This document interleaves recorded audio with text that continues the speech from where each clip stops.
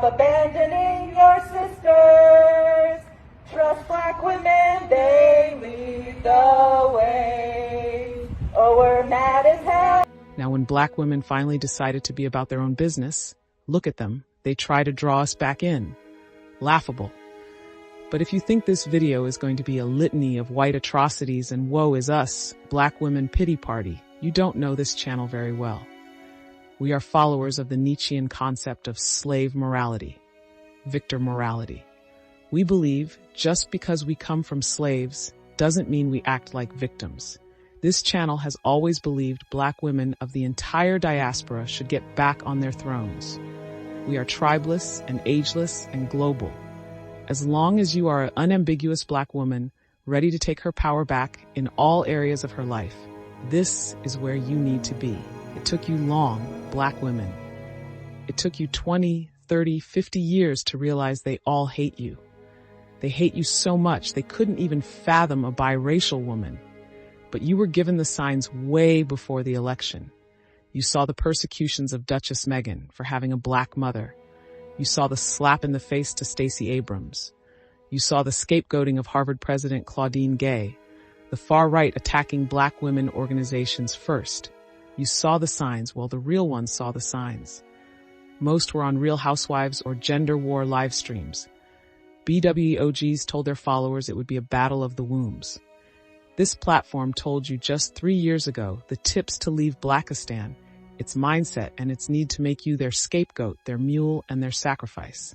We told you that rap music, its billionaires you created, didn't care about black women. Do you look back at some of your old lyrics, given the climate of what's happening today with women's empowerment, and be like, damn, that was kind of fucked up that I said that? Nope, hell no, that was me. I love every motherfucking man. Fuck them hoes. I am here to put the nation on notice that violence perpetuated against women through the music industry in the forms of gangster rap and misogynist lyrics will not be tolerated any longer. See, Dolores Tucker told you Dr. Dre was also calling you the bitch. We talked to your mothers, and now you, 20 years later. Let me cite some black women speakers. BWE thought leaders like KSC told you that you had, quote, no line of defense, close quote, if the apocalypse were to happen. She used Hurricane Katrina as an example. Black women were floating on barges and appliances then locked in the megadome with criminals attacking them and their girl children. It was chaos and mayhem because you had no line of defense. Black men collectively showed their weakness in leadership from top down. Many black women took these essays as doomsday rantings because they would never see themselves in that position. Many global YouTubers told you to jump ship and get out of America and gave you the steps, but many claimed, well, we built this country, I will not be forced out. Okay, here we are, staring fascism in the face, because having a biracial woman in office would anger other non-black women, annoy complacent white young men who already tapped out of life, and anger racist and sexist anti-black people of all races. What made it worse is Harris's and black women's mutual public partnership and Greek sisterhood affiliation. It angered the others even more. A blackish president with black female influence. It made white women secretly angry, and white men were not losing patriarchy without a good old bloody fight. And this is it. We are now in the battle. We are literally in the early morning hours of the worst part of our lives. All American lives, but black women will get the brunt of the attack, and they want you standing in front to take the blows. Do not fall for it. Both parties hate you. You already fell for Black Lives Matter. Do not fall for the admonition to protest and the love bombing. Remember, we told you in our narcissism series and in the video, Goddesses to Slaves, that this country is a narcissistic country. The creators, the lawmakers were and are all about the Eurocentric vision they want to see in this country. It will never change. Black women have a lot stacked against them. It took real enemies to show their heads in 2024 and 2025 for you to take your lives seriously. Even 86% of black men knew where their bread was buttered and voted for the woman. They knew that they had to side with black women, because we, she, us, are their only line of protection. They knew if public assistance and other benefits or public sector jobs were cut, they would be out on their ass with no mama in Blackistan to back them. They would have to become real men and look for ways to provide. But collectively, black men always know how to level up more than black women. For years, we had Pookie and Ray Ray sitting at home playing video games while the mom or baby mama leaves the car for him to drive around in.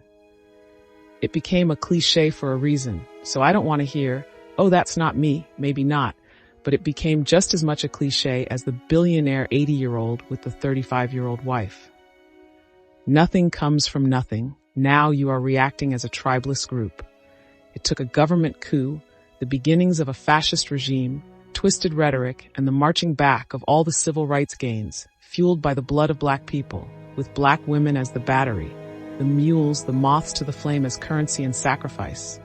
Albeit loudly, you responded in favor of yourselves, of black womanhood. You all are finally working tribeless and in sync, with the exception of Candace Owens, of course. I would have preferred a more quiet response, like radio silence, like I wanted to hear one baby mice taking a piss in a corner type of quiet. But at least you are telling your enemies they can kiss your ass. 'Cause during the feminist movement, they stabbed us in the back.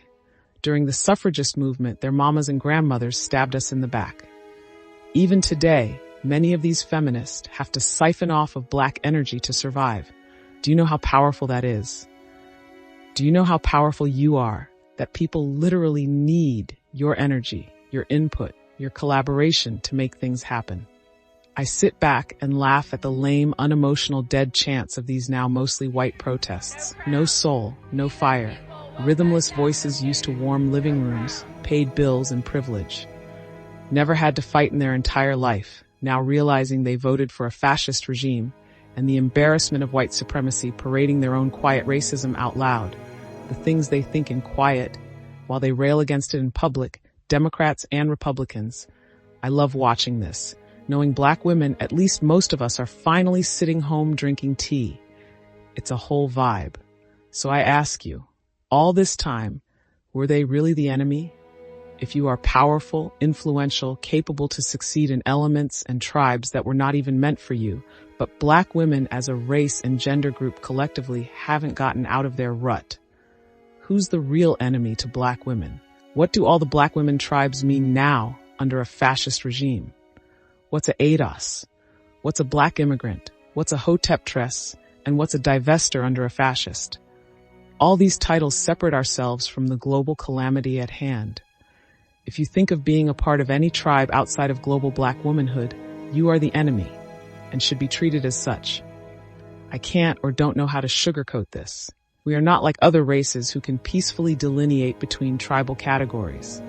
Our tribal categories are rife with anger and mayhem, with few differences like accents of who speaks Creole, patois, and who speaks standard American English. Your global enemies don't give a rat's ass.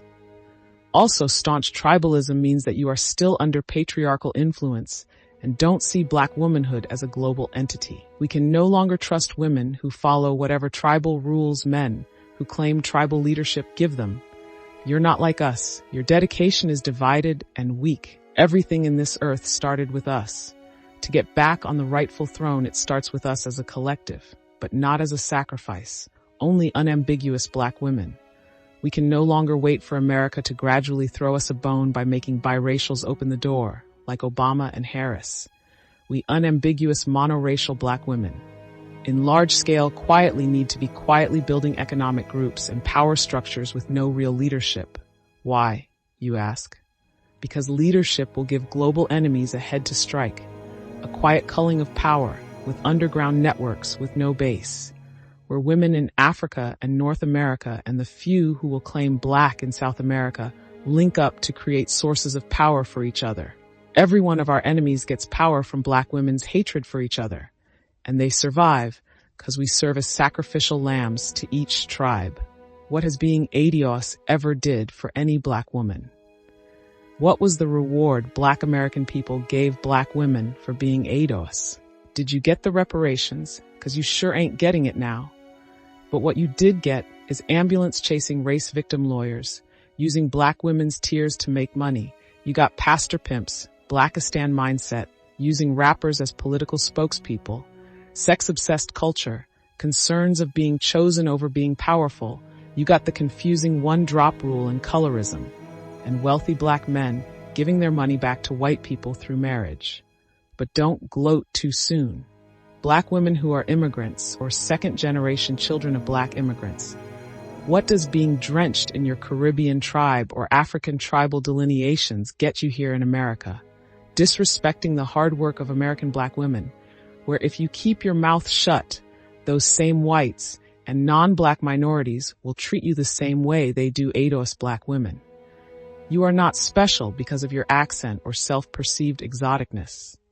You are a Negro woman with an accent. That's how America sees you. It's good to love your heritage, respect the good parts of each of your collective cultures. But since we are seen as a monolith, it's time we move as a fucking monolith. Whites do it daily. I know this is dangerous talk, and this type of talk took out Martin, Malcolm, and Medgar. Why do you think the top black separatists are still alive today, and the black leaders who talked about collective unity among all people are dead? Unity is a game changer, especially quiet unity, but this is the only way to get back on the throne, and that is what's working against us. Why do you think many BW keep anonymous? The shit we are saying is problematic to those who would like to keep you like an elephant attached to a tiny stake. Powerful, trained, and defeated. Tribes weaken black women. That's how people who siphon black women's energy want it. Separated, angry, weak, and addicted to everyone's validation. Worshipping white women and angry at black male desertion. The second enemy to black women is the rampant, slow-moving indecisiveness. The need to have talking points repeated and repeated and repeated and repeated, generation after generation. It's as if black women are collectively and culturally hard of hearing. No other female race moves this slow. Everything that has happened so far was already predicted by black women. YouTuber and one of my favorite thought leaders who should have a fucking million followers is Got to Be Oshun. In her video, she states that black women have predicted everything from the state of the Earth's climate to the political strife we see today. KSC told you to stop it and they will come. And all y'all cared about was bundles, balls, and Bibles. Eugenia Berg told you to let go of your addiction to black men, that it would be your downfall. While you're chasing them, the whole world is plotting against your inert strength. Your natural ruling power is the biggest fear for the world, not just America. The problem is, you don't believe it. You don't know that in secret rooms in faraway lands, heads of religious empires bow to your face every day. People have festivals marching your likeness down European streets or emerging out of the water chanting Yamaya. They will follow your religions and philosophies, supporting your extinction and breeding you out to appease the white power structure. White people know the spiritual game that you don't play because you are busy fighting Negroes and other black women, fighting over who's ADOS or not, who's light, who's dark, and most importantly, who black men are picking. The few sisters trying to uphold and build the black feminine community get met with silence or very small audiences. You were told ages ago to stop it, and you will see everyone capitulate to your power. Instead, you sit under videos talking about niggas, while your freedoms are slowly getting plucked away, one by one. If black women trained their reticular memory to see opportunity instead of lack, this new fascist regime's power would mean absolutely nothing. Black women would have already, 1. Been slick enough to find a safe patriarchy to protect them from such a regime. 2. The older ones who saw the terror-filled beginnings of the internet gender war would have seen the writing on the wall and picked up and left, showing younger black women how it's done. 3. There would have been leadership-free safety protocols, a type of modern underground railroad, put in place for black women and their children to find refuge, so they could either move to a safer location or find reasonable transitional work. Now there's only a few willing to lend a hand up, at least to the very few that will listen.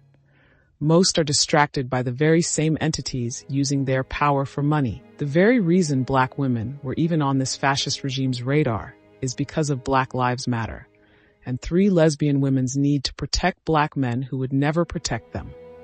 While they were marching, George Floyd's white girlfriend said she was sitting it out. Was that not a clue that you have no support? Black women have to hit near demolishing in order to advocate for themselves. While powers that be sit down and plot out your demise, you are playing defense. Most of you did not plan and you're stuck at the perpetual fork in the road, not knowing where to turn due to isolationism and mistrust or both.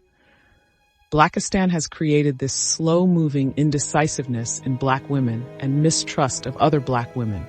Sometimes that mistrust is justified, considering those who were smarter to exit and make moves will be hated or feasted on by those who did not, through stealing or using their hard work to make money. I get it, but we cannot be in dog-eat-dog mentality. But I will give black women grace. Those low on the totem pole are often the ones seeking validation of the ones above them. Infighting is almost inevitable as black women grab at each other's throats to get to the top. I'm telling you, there is a world where everyone can shine, be seen, be loved, be appreciated. Some of the things that have to be cured is our deeply entrenched mother wound, our low self-esteem, and our male-centered worship. These are the things we addressed in the Get Back on the Throne and Climbing the Totem Pole series. The mother wound will forever keep you in a type of competition with fellow women. There will be admonition instead of inspiration to the black women who were smart to get out quick, while white power structure brainwashing have you hating your hair, your shape, your features, your color. Low self-esteem is at the core of many bad choices. The male worship culture mixed in makes a horrible cocktail. Many black women will sit in trouble, chaos, and bad relationships and make excuses instead of just leaving. Currently, I'm listening to the Josephine Baker biography on Audible entitled Fearless and Free. This woman got up, got rid of anything she no longer wanted to remember from the past, and then, quote, cut my hair and left. Close quote. That's it. No confusions, no indecisiveness. She knew what she wanted and didn't back down. But here's what's happening to most of you as black women.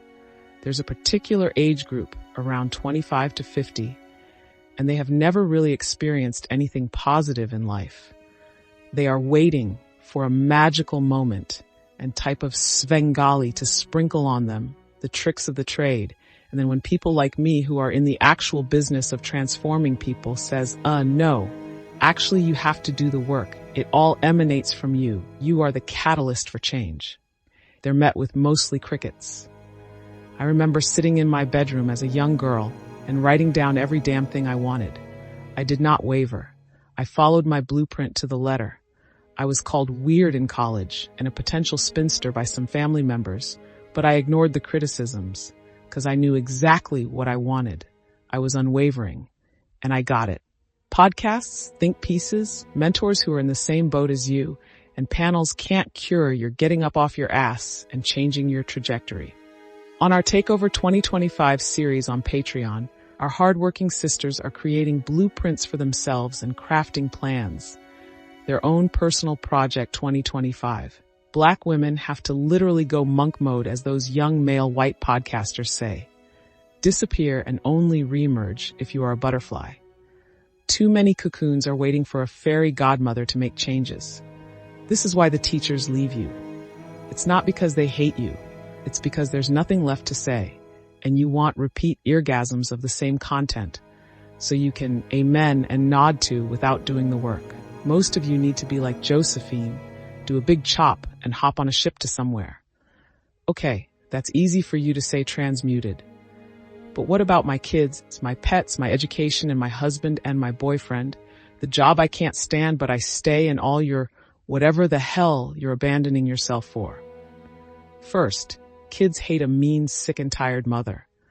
Nobody, not even children, want to see your long, depressed face because you weren't brave enough to venture out. But wait, what about this new country? What if they hate black women? What about your happiness? Tina Turner left for England and left young adult sons to fend for themselves.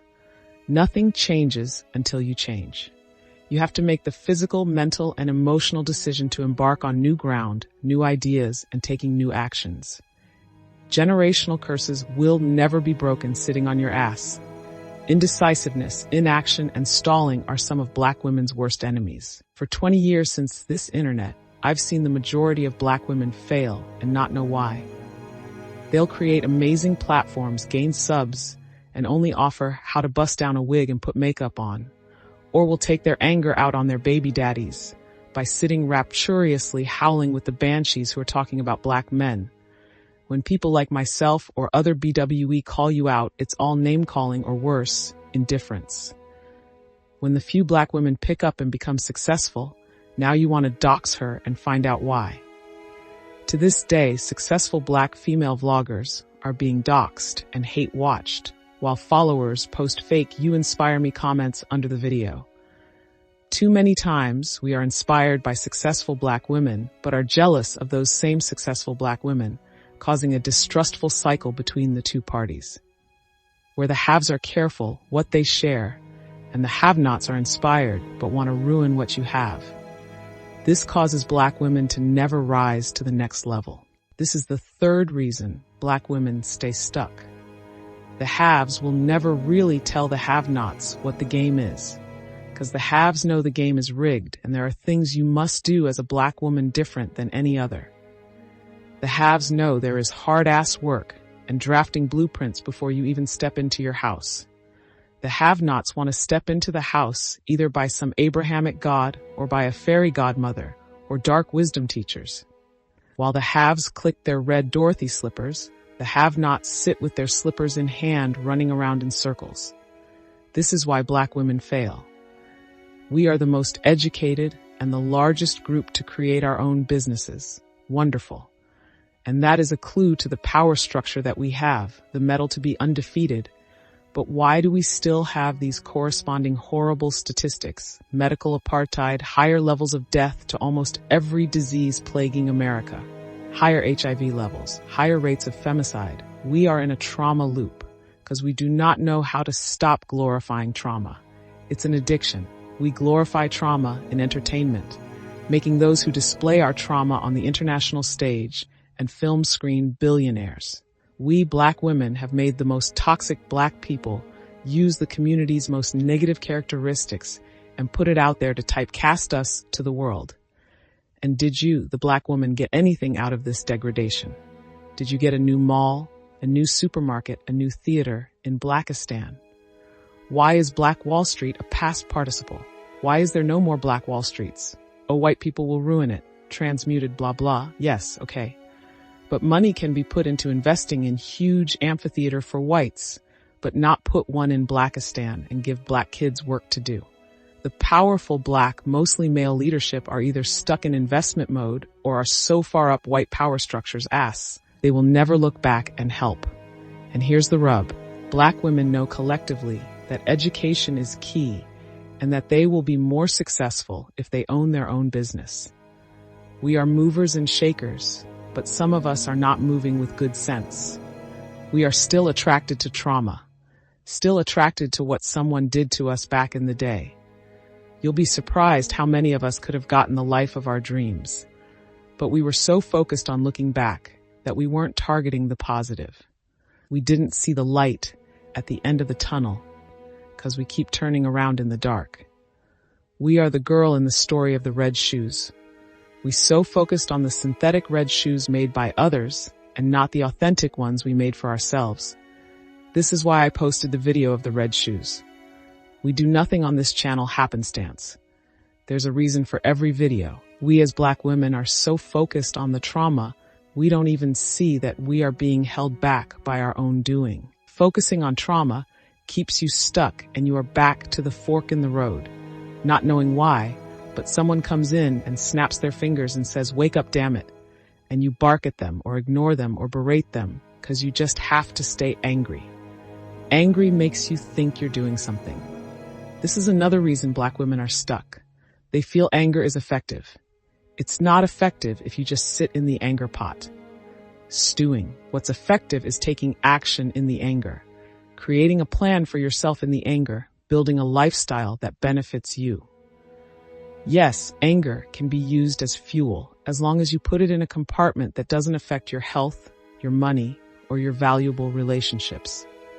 Anger is the little canister in the back corner of your mental basement that makes you take action so you'll be like Scarlett O'Hara and never go hungry again. Anger is Miss Seeley telling Mister, if you don't do right by me, everything you touch is going to fail. But remember, Miss Seeley said this on her way out. Too many of us stay in victim mode, taking hits and ducking mental and sometimes physical blows because that's all we know. The last important reason Black women stay stuck is focusing on other people who want them to fail. We are addicted to people who want us to fail. You all are addicted to Black men, family members and close friends who want you to stay in the mental, emotional, and/or physical poorhouse with them. They want something over you and you feel that's all you know. You fear to venture out because the people you are addicted to, is all you know. You'll be surprised that fully child-free young women will stay stuck in situations and they could easily pull a Josephine Baker and go rogue somewhere. It may not be you, but it's a lot of Black women who stay stuck in this weird mental space, making them stuck physically. I had young women tell me they never took a plane ride out of the country. Fear is the biggest threat that the community has over Black women. We have people around us like the witch from the famous play Into the Woods that tells her daughter, stay with me. It's evil out there. Fear-mongering is a real thing, and Black women don't realize it's just as evil within the community as it is out there in the unknown. The Black community has femicide rates that would rival old China. But Black women, especially the young ones, are dancing in danger daily, but scared to venture out. It's mind-blowing. Do you want to know the esoteric reasoning behind this? Everyone knows where true power lies on this planet. Being the first one on Earth is not just some evolution factoid. There is spiritual meaning behind this. It's not just a scientific reason that the darkest melanated female was first. It's a spiritual gift. I have said it in many videos and it bears repeating here. Hear what I'm saying. Listen closely and decode. The powers that be, and there is higher power, no matter what you want to call it, she or her or him if you are still stuck on him. This higher power saw it fit that the earth should start with a woman so black as the very earth she came out of, to start the entire population of the planet.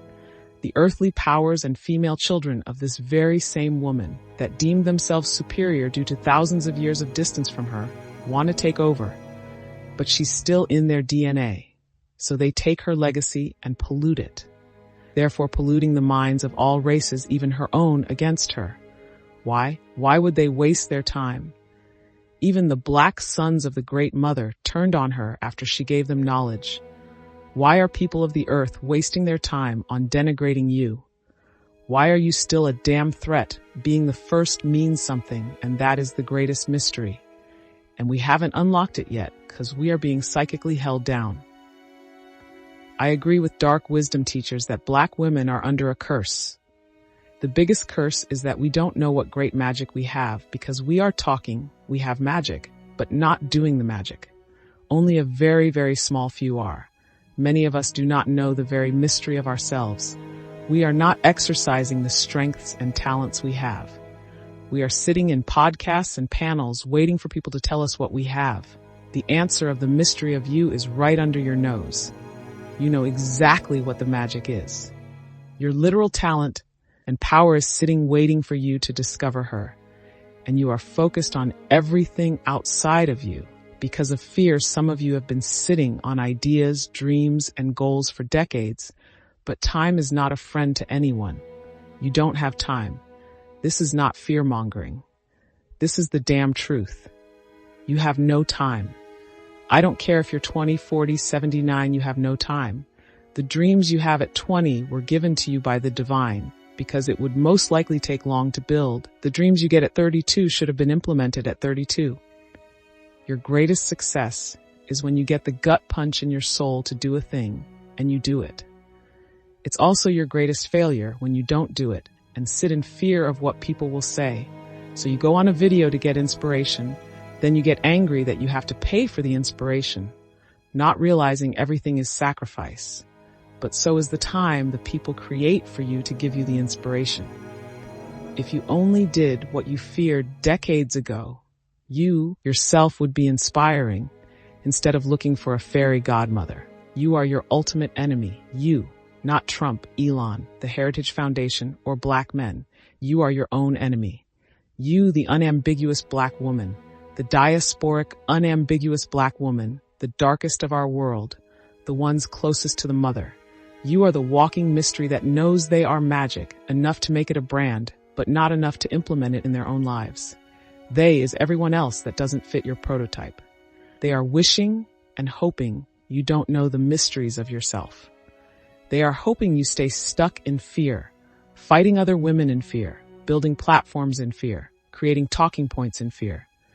They have always taken what you created and flipped it to suit them or uplift them, and then lie and say you were never a part of it. They did it with Egypt, music, philosophy, and the ancient mysteries. You are the threat, and you don't know it. That's why you are your own worst enemy. The red shoes are on, Dorothy. Click them. They don't want you to do it.